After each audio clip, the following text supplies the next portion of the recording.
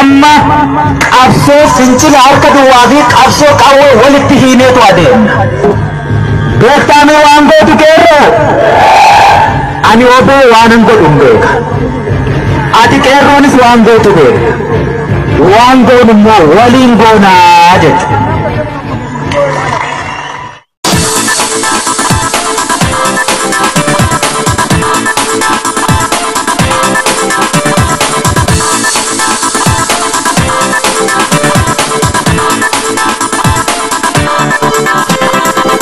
Akkam jirtan hordoftoota keenya oduu yeroo kanaaf qabnu isin dhaggeessifna hangafoota oduu wajjin gullallee udirraa keessoo ijoo dubbiitiin walaloo faaruu waraana bilisummaa Oromoo keessaan kan nu dhaqqabdee qabannee isinii dhiyaannee jirra akkas jedha awwalalichi Egiree dhaloota abdii sabboontota wabii ummattoota eegduu cunqurfamaa imaanaa ganamaa baattuu walabummaa tiksituu oromummaa gaachana sabummaa bu'uura eenyummaa murteessituu haqaa faayoo fayyaa sabaa woboo yaa tiruu dhaloota xurree daandii goota wareegama lubbuu eegduu oromoota jabaadhu jabaa koo yaa irbuu seenaa koo dhiigaaf lafee keetiin eegda Oromiyaa ololaan inkufu woboon abdii biyyaa nusifaanaa jirraa dhalootni qubeedha jabaadhu woboo koo wobii sabaa akkas jedhe uwwalalichi bifuma kanaan wal qabatee dhaamsa atantamaa ummata qeerroo fi woboo lixa Oromiyaa aanota giddaa ayyaana limmuu galeelaa ibbantuu fi aroo limmuu kirramuu hundaaf akkuma beekamu mootummaan wambadeen umnaan aangoo dhuunfatee bilchiginaan sochii ummata Oromoo humna qawweetiin jimbiilfachiisuu irratti kan fuulleeffatee jiru ta'uusaa hundaaf ifaadha. Haaluma kanaan Oromiyaa godinoota adda addaa keessatti opereeshiniin humnoota gaachana ummata woboo fi ummata irratti fuulleeffatee adeemsisaa ture adeemsisaas jira. Ammas haaluma wal fakkaatuun obbo Araarsaa Mardaasaa fi aangaa'onni PP yeroo ammaa kana aanota kanneen akka giddaa ibbantuu galiilaa aroo limmuu fi kirrimuu irratti opereeshiniin akka raawwatuuf magaalaa giddaa ayyaanaatti marii geggeeffataa jiru. Marii kana keessatti karoora lama baafatanii opereeshinicha geggeessuuf akka jiranis baramee jira. Tokkoffaan niitoorkii kutuu woboo qeerroo fi uummanni niitoorkii dabalatee haalli itti wal qunamu addaan cituu waan danda'uuf of eeggannoo dursitanii akka waliif qooddan isiniin jennaa jedhan.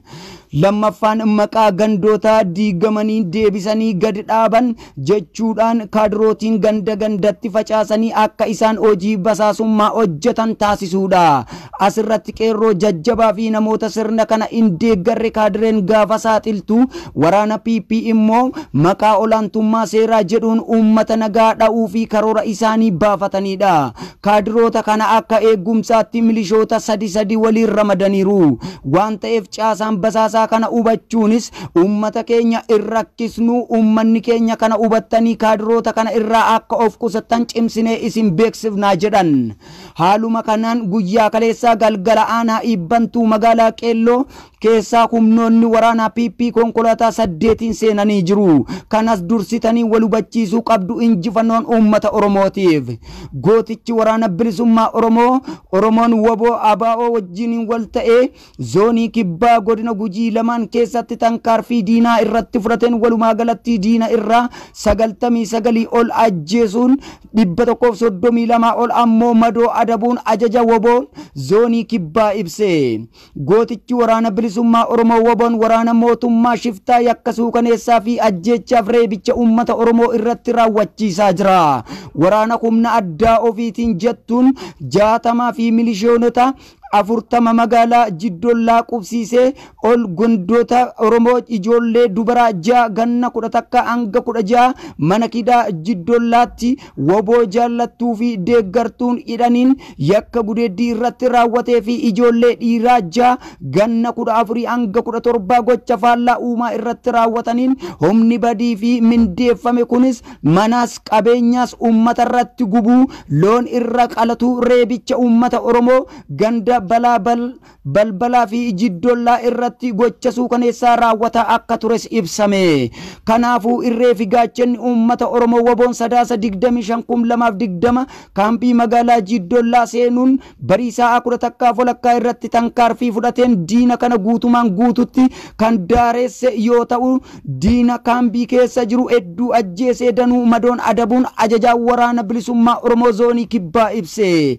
Kan ajjeefaman keessaa bulchiinsaa fi nageenya Gujii Bahaa Mabraatuu Roobaa Turchee komishiinarii horsiisee bulaa Oromiyaa keessatti akka argamanis ajajaan waraana bilisummaa Oromoo dabalee ibseera. Mabraatuun gara galgala waraana koora bittanneessaa konkolaataa ja'aan ajjeefame yakka uummata irratti dalagsiisuuf dhufe waraana magaalaa alqubsiise. Ajajootiin ajaja yakka dabarsaa turan du'aan adabamuu fi injifannoo kanaan waraanni bilisummaa Oromoo diina mooraa gadi dhiisisiisee reebaa dhufuun kan ajaja komishiinara Roobaa Turchee jedhamuun durfamu oraalii ja'aan adaba itti tolchuun ajaja waraana bilisummaa Oromoo zoonii kibbaa ibsee jira.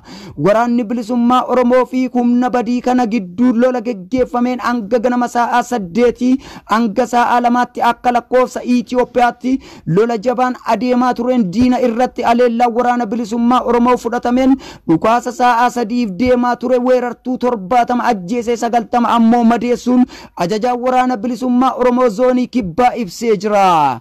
Itti fufuun humna diinaa paatroolii 2 ganama sa'a 8 birmannaa fi arra qalloo irraa ka'uun gara jiddollaa fiigaa jirtu axxee kidhuun ganda balanbaliitti bakka mazooraa jedhamutti tankaarfii waraana bilisummaa Oromoo irratti fudhatameen guutumaan guututti daaressuu fi paatrooliin diinaa 2 guutuun guututti kan dabarse yoo ta'u, weerartuu 18 ajjeese. Kaan ammoo madoo taasisuun humna diinaa konkolaataa 2 jiru guutumatti hojiin ala gochuun ajajaa waraana bilisummaa zoonii kibbaa ibsee jira. Bifuma wal fakkaatuun toora sa'aatii 10 waraana PP sarsarii irraa gara jiddollaatti birmannaa fiigaa jirtu ganda balbal bakka dhakaa qawwee jedhamutti axxee kidhuun ammas waraanni bilisummaa Oromoo waraana diinaa ayisuusii tokkoo fi paatroolii tokko irratti haleellaa geggeesseen hedduu du'aa fi madoon adabuun ajaja zoonii kibbaa ibseera. Konkolaataa kana lamaan guyyaa keessaa harkistee kaafachuun arra qalloo galfatte. Dabalataan waaree booda humna PP'n arra qalloo irraa kaate gara jiddollaa adeemaa turte sa'a 4 hanga sa'a 10tti madoo guuraa turte. Arra qalloo jalaa bakka dhiyeenya biyyee diimtuu jedhamtutti tankaarfii waraana bilisummaa Oromoo irratti fudhateen paatroolii tokko guutuun guututti daaressuun weerartuu 5 yoo diinaan irraa ajjeesu kan hafan ammoo madoon adabee jira. Lola kanaan nama 93 ajajootiin kana keessatti argama waraana bilisummaa ajjeesuun namas 132 madoo taasiseen konkolaataa baasii tokkoo fi paatroolii 9 ayisuusii tokkoon madoolee hospitaala Nageelleetti guuraa ooluu maddeen gabaasaa jiru. Irree fi gaachanni uummata Oromoo waboon gantoota ajajoota humna badii godina Gujii Bahaa fi humna addaa fi minishoota uummata Oromoo magaalaa jiddollaa fi naannawa ishii daa'imman hanga jaarsaa fi jaartiitti maqaa deeggartoota wabootiin yakka suukaneessaa irratti raawwataa turuun dhabamsiisanii dirqama fudhatee bobba'ee injifannoon goolabee jira. Gama qondaalota lolaa kanaan ajajaan humna addaa godina Gujii Bahaa namni Caalaa jedhamu madoo hamtuu madaa'uun du'aaf jireenya gidduu kan jiru yoo ta'u, hoogganaan bulchiinsaaf nageenya godina Gujii Bahaa Mabraatuu Roobee immoo du'aan adabamee jira. Biyyootti isa haa dabalan. Qabsoon hanga bilisummaa fi walabummaan Oromiyaa itti fufa injifannoon uummata Oromootiif ni dhufa. Sadaasa 27/2020 xiyyeeffannoo barattoota Oromoof sagaleen barattoota Oromoo mana barumsa sadarkaa ol aanoo bara darbe koronaa sababeeffachuun barnoonni akka guutuu biyyattiitti addaan citu ni yaadatama. Mootummaan Itoophiyaa koronaa sababeeffachuun yeroo barnoota irra deddeebi'ee yeroo hin beekamnetti dabarse jechuun daldala siyaasaaf oolchaa olola injirree jiraachuun hedduun barattoota hedduus aarseera. barnoonni hundee guddinaati. Garuu Itoophiyaa keessatti barnoota addaan kutuu fi barataan barnoota irraa ari'amuuf ajjeesuun impaayera dullacha keessatti amala feeteera. Dhaabbanni barnoota siyaasaa fi irraa walaba ta'uu kan qabu hojii siyaasaa isaa hin malleen ilaallatee keessattuu kufuun dhaloota dukkana doofummaa keessatti kuffisu jira. Dura bu'aan maqaa dhibee koronaa ammoo immoo maqaa tasgabbii dhabamsiisuu jedhuun beellama manneen barnootaa banuun dhedheeressee jira. Yuunivarsiitiin gariin barsiisaa eebbaaf qopheessee jira. Gariin immoo waamicha haqee barattoota lafaaf dixuun dhaabnee jirra. Fuuldurris farri waamicha hin mul'atu. Kolleejjonni adda addaas barsiisaan eebbisuutti jira. Nuti gariin waggaa 15 gariin waggaa 17 barannee umrii keenya gubnee dadhabbiin maatii keenyas bilaasha taane. Yookiin hin qotanne yookiin hin daldalle yookiin durummaa hojii biraatti hin bobbaane. Hireen keenya maal ta'uuf deema nuti ammayyuu saayikoolojiidhaan hedduu miidhamnee jirra. Dadhabbiin keenya dhadhaa ibidda buute taatee jirti.